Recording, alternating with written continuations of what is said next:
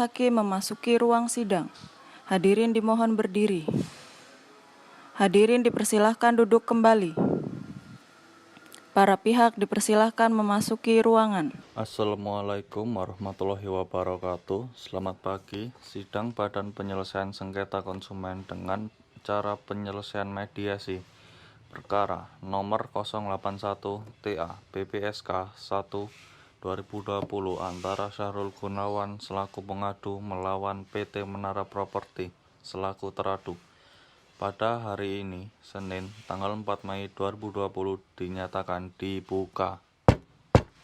Selamat pagi saudara pengadu dan saudara teradu.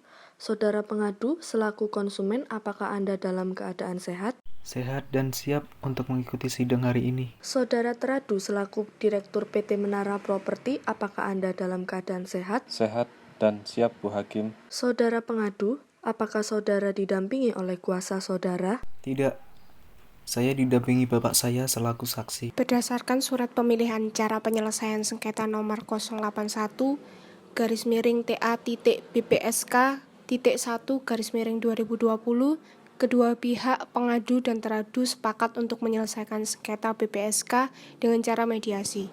Apakah benar saudara pengadu dan teradu? Benar, Ibu Hakim. Benar Bu Hakim. Baiklah, dikarenakan saudara pengadu dan teradu telah sepakat untuk menyelesaikan sidang BPSK melalui cara mediasi, maka langsung saja dimulai. Bahwa berdasarkan formulir pengaduan yang diajukan oleh pengadu pada tanggal 27 Maret 2020, saudara pengadu mendatangi kantor pemasaran perumahan milik PT Menara Properti di Jalan Patimura nomor 21 Kecamatan Wonokromo, Kota Surabaya. Saat itu, apa yang saudara lakukan? Jadi, waktu tanggal 2 Januari 2019 saat itu, berniat membeli rumah satu lantai tipe 36 dengan fasilitas 2 kamar tidur, 1 kamar mandi, dan satu buah garasi. Dengan taman pembelian tersebut menggunakan promo menarik antaranya free BBHTB dan AJB. Dengan pembayaran lunas untuk serah terima sertifikat 1 tahun setelah pelunasan seharga 170 juta. Apakah saudara langsung membelinya? Tidak, saya pulang terlebih dahulu menanyakan kepada bapak saya. Lalu saya kembali pada tanggal 5 Januari 2019 untuk melunasi rumah tersebut.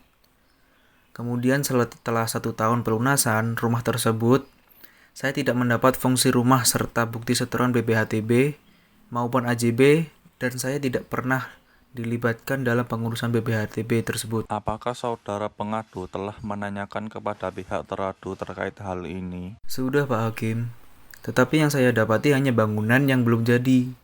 Lalu saya konfirmasi ke developer. Saya hanya diberi janji-janji saja.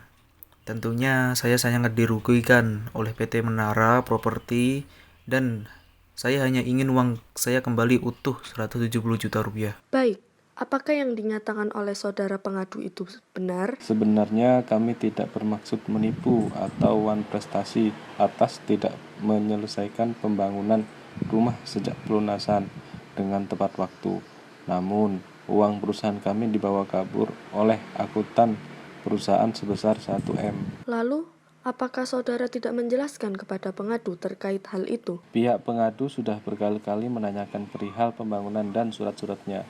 Namun, dari kami, PT Menara Properti hanya bisa memberi janji dan mencari akuntan kami untuk mengembalikan uang yang dibawa kabur dan bertanggung jawab.